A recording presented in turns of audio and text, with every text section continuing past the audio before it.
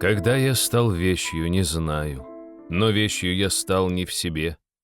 И вот я по жизни гуляю, как вещь, а не сам по себе. Теперь наступило прозрение, но вещь истрепалась в пути. Теперь даже для обозрения мне зрителей ей не найти. И бросить, казалось бы, жалко. Да стоит ли хлама жалеть?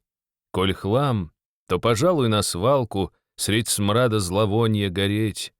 Пора очищения настала от сущности вечной своей, и грязь очищения стала навязчивой болью моей.